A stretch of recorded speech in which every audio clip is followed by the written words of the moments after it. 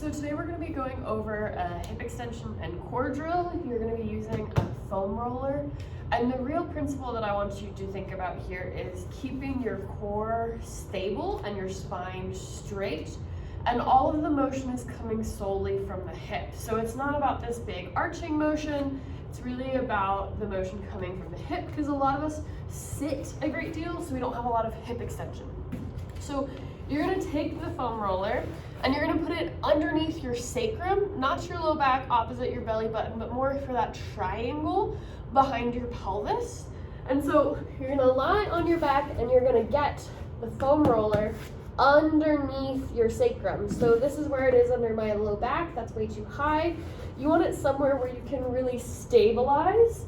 And then from here, you're going to bring your knees to your chest. And you can see I have this nice straight line of my spine. I'm not super arched, I'm not super tucked. I'm in a nice straight line. You're going to bring one knee to your chest, making sure that you don't over tuck here, but you're just stabilizing.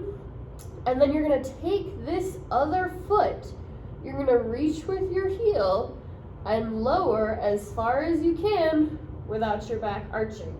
So the purpose of bringing your leg to your face is so that you can lock your pelvis into this neutral position, and then this leg you are actually able to get true hip extension from the pelvis, or from the hip, rather than from moving my low back. So you're going to see here my hand referencing where my pelvis and my spine is, and you're going to notice that does not move too much. Instead, what's moving is this line of my femur, which is true hip extension, which is what we're going for. If that feels too easy, like you can reach the ground just fine without your low back turning on, straighten your leg, because that'll be harder and you're gonna have to work more to get your heel to the ground.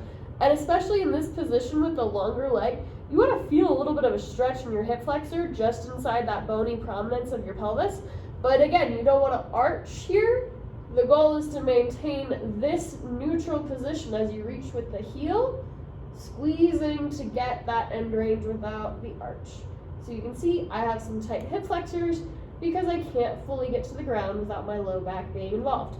This is also more of a core workout when you do it with a straight leg. So if you need to hybridize and do it with a slightly bent leg, or if you need to stick with the heel version, that's fine.